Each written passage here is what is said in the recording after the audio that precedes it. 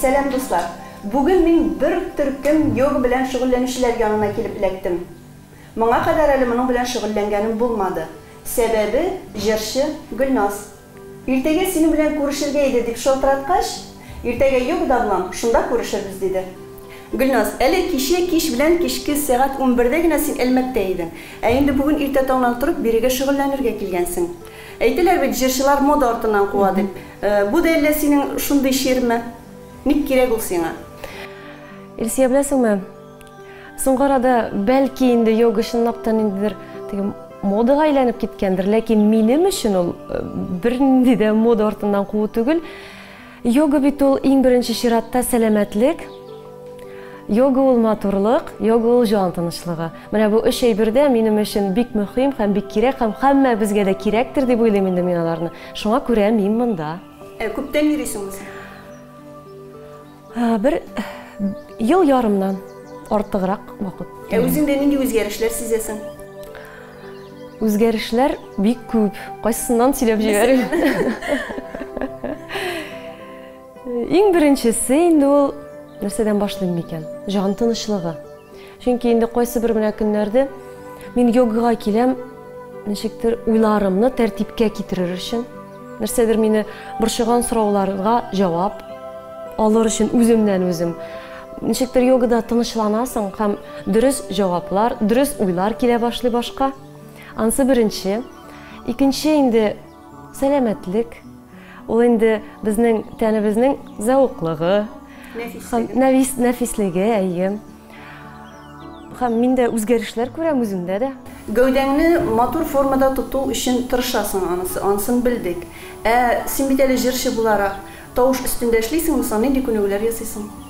Күнегүләр дип инде теге ничектер атнага инде 5 тапкыр вокалга йөрим дип әйтмим. Өйдә яңа җырлар өйрәнгәндә әлбәттә җырлыйм. Иң беренче чиратта җырлау бит инде ул сулыш алу белән бәйле. Шуңа күрә менә сулышыңны ныгытсаң, ниндидер, мәсәлән, анда чаңгыда чапсаң, йөгерсәң, синең инде шулай спорт күнегүләре кирәк инде. Спорт күнегүләре кирәк, чөнки чыныктырырга кирәк үпкәләрне. Ни сәбәпледер клипларың бик сирәк. Нәрсәдән икән ул? Бергә ямлы, бергә тәмле, җыясы ризык ашлар. Ташлашмабыз, ни күрсәк тә, сау булсын гына башлар, шул сау булсын гына башлар. Алмагачта чәчәкле, күк сирендә күк чәчәк шул, туганнарым шул чәчәктәй, булсын сезнең киләчәк.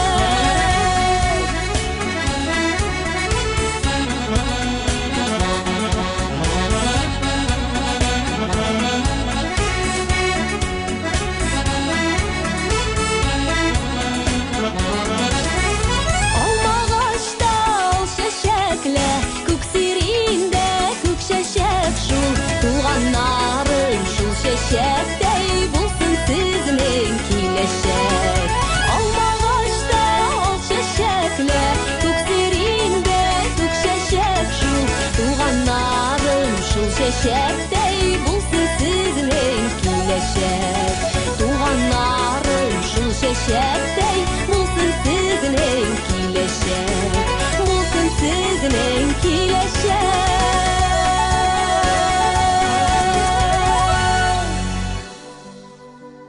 Башка җырчылардан нәкъ менә шул туганнарга багышланган җырлар башкаруың белән аерылып торасыңдыр да инде. Шулай да син әле шулай ук инде хатын-кыз булгач, хуҗабикәйме, аш-су бүлмәсендә дә йөри торгансыңдыр. Берәр төрле үзеңнең фирмаңны ризыгың бармы? Рецепты белән бүлеш әле. Рецепты белән. Беләсеңме, мин яратып пешерәм бәлешне, һәм инде минем якыннарым, туганнарым аны бик яратып ашыйлар, мактый. Аның рецептын монда гына мин әйтеп бирә алмамдыр инде. Юк, әллә бер төрле әйбер саласыңмы син анда башкалардан аерылып тора торган?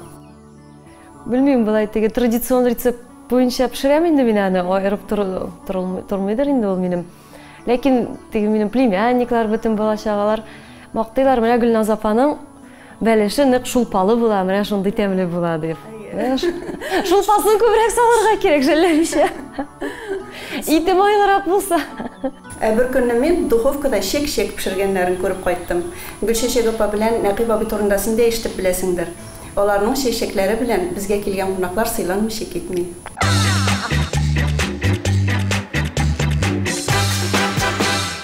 Қамыр бик әйбәт, яқшы булырга тиеш, инде менә шулай уйнап торырга тиеш.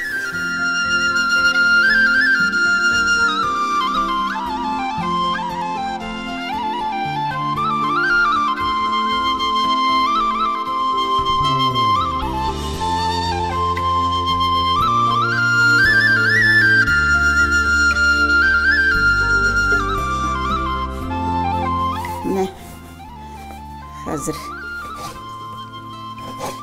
тәгәрәтәсең дә и сузасың да инде менә. Хәзер менә шулай иттереп ясап куябыз буларны. Бисмиллаһир-рахманир-рахим. Пичак иче белән генә әйләндерәм. Без инде һәр вакыт чәкчәк бәйрәменә катнаша башладык. Менә шуннан бирле мин инде кемнәргә генә пешермәдем, Япониясы да калмады, барысына да пешердек инде. Менә хәзер илибез. Менә булай иләсәң җәелеп китә. Менә шушылай итеп иләп түгәрәкләргә кирәк. Майыбыз жылы гына монда. Менә булай иттереп салдым. Хәзер моны санап тормыйчы күзне белән генә. Менә хәзер моны менә шушы салкын майда менә шушылай кыендырам. Менә шушылай кыендырмыйчы кайнар майны салсаң ярыла. Бөтенләй ныклап ярылып китә. Менә хәзер кайнар майны өстибез инде. Менә кайнар майны өстәдек. Хәзер менә сәгать 20 минут. Сәгатьне карадык, куйдык. Менә шушылай. Миңа 3 яшь, сеңлемә 1 яшь, әниемә 22 яшь чагында әтием 30-нчы елгы коммунист кеше, колхозлар төзегән. Хәзер шуннан фин сугышларында да булган инде ул. Партия кая җибәрсә, шунда йөргән. 43-нчы елны шул гангренасы башланып кайта да колхозына эшкә тотына. Колхозга эшкә тотына да кырдан аны аңсыз алып кайталар. 3 көн генә ята да үлеп тә китә әтки. Инәкигә 22 яшь кенә. Инәки инде аннарысын безнең якта инәки диләр инәнигә. Инәки әткинең инәсенә, атасына, туганнарына ышангандыр инде. Алар бик көчле, бик тәртипле кешеләр иде. Инәки безне калдырып кияүгә чыкты икенче кешегә. Безнең ничек ашка тилмергәнне апаем бер кемгә дә әйтеп аңлатып бетерешле түгел. Икебез дә ятим, икебезнең дә ни кияргә, ни белем, ни торыр җир. Көндез эшләдек, кичен укыдык, кичке мәктәптә. Икебезгә 96 ел стажыбыз бар. Әлхәмдүлиллаһи шөкер. Монда китеп, менә без монда 35 ел торабыз. Бабай елда 5 ай дигәндә шушы квартираны алды инде. 2 малай үстердек инде. 2 малай, икесе дә ил чигендә хезмәт иттеләр. Аның өстенә хәзер 2 оныгыбыз, икесе дә кампины бетерделәр, эшләп укыдылар икесе дә спортсменнар. Аларны кар өстеннән дә йөгерттек. Монда да өйдә дә спорт белән шөгыльләнергә, тәртипсез булмаска бөтен мөмкинлеген бирдек. Бер генә мәртәбәдә кычкырып эндәшмичә, менә 2 малай, 2 онык үстердек. Кычкырып эндәшмәсәң дә, ачуланмасаң да, менә эш белән һәр вакыт аларны нитеп торсаң, балалар тәртипле була икән. Менә хәзер шушылай кыйгачлап куеп, тиз генә майын алабыз. 2 мәртәбә кулхуалла укып бетергәнче, менә майсыз килеш духовкага куябыз, закрепиться итәргә. Менә тирләгән шикелле булып, ана майы чыга. Хәзер тиз генә алырга кирәк.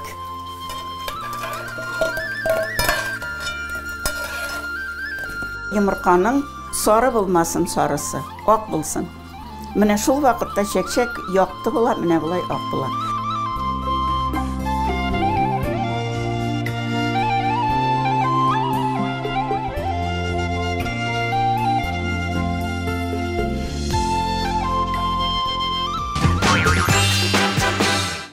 Гүлназ, син ни өчен җыр юнәлешен сайладың?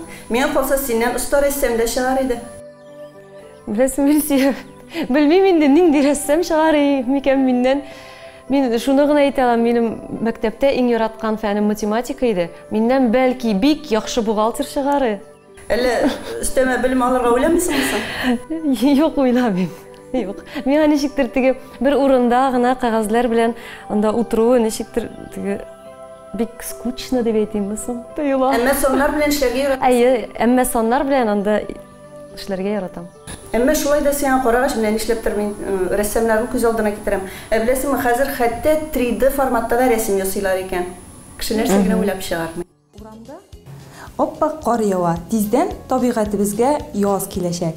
Күңелләребезне шул язга әзерләү өчен мин алмага чәчәкләр ясарга булдым. Ул чәчәкләр безнең гади генә түгел, пластиктан ясалачак.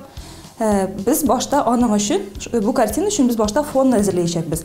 Моның өчен мин акрил буяулары кулланачакмын һәм зәңгәр су, шәмәхә төсләр белән буяймын.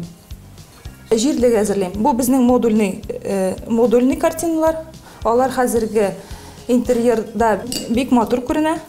Шулай ук башка төсләрне дә кушырга була, шәмәхә, анда сол һаваны без салкын төстән ясыйбыз. Мондый картиналарны ясау өчен красканың структурасына карап вакыт төрлечә кирәк була. Акрил буяулары бик тиз кибә, шунысы белән үзенчәлекле. Шуның өчен хәзерге художниклар күбрәк акрил белән эшлиләр.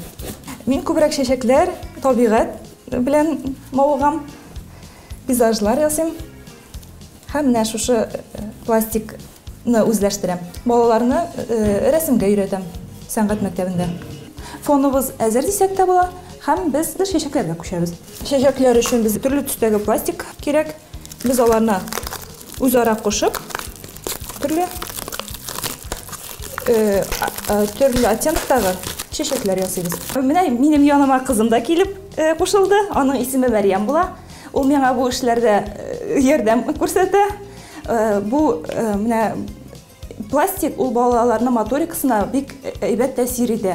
Кулдагы рецепторлар ул баш мие эшчәнлегенә бик уңай йогынты ясый. Хәзер шушы ясалган төсләрдән без чәчәкләр әвәлибез. Аларның чәчәкләрнең таҗларын ясыйбыз. Без чәчәкләребезне тәмамладык һәм аны 5 минутка духовкага куеп алабыз. Аннан соң структурная паста белән урталарына сиркәләр ясап чыгабыз. Һәм уртасына лесканы кисеп куябыз. Бу безнең чәчәкнең сиркәсе булачак. Чәчәкләребез әзер булгач, холстыбызга чәчәкләрне тиз кибә торган клей белән ябыштырып чыгабыз.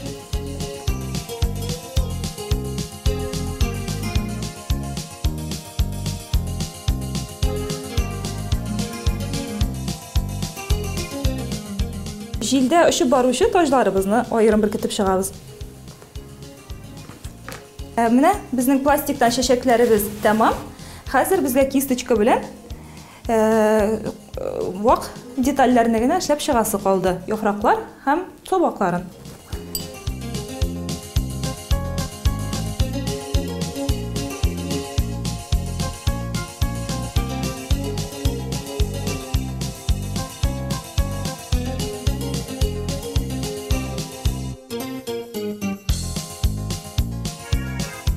Менә 3D картинабыз әзер.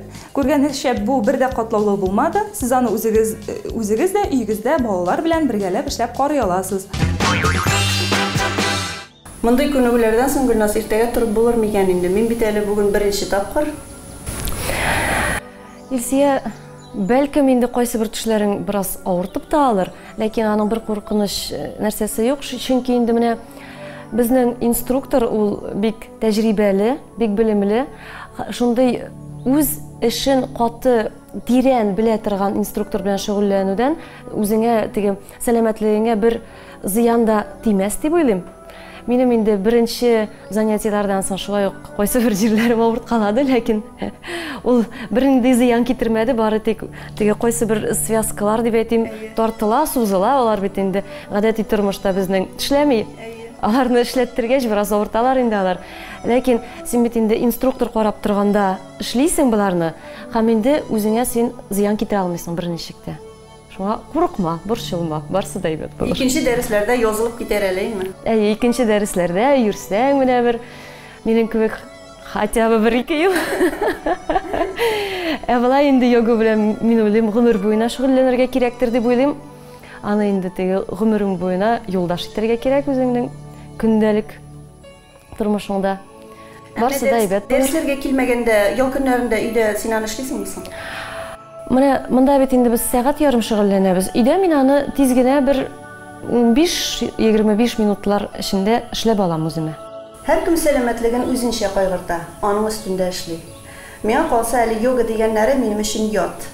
Шаңгыларыма хыянәт итә алмам ахыры. Сау булыгыз, күрешкәнгә кадәр.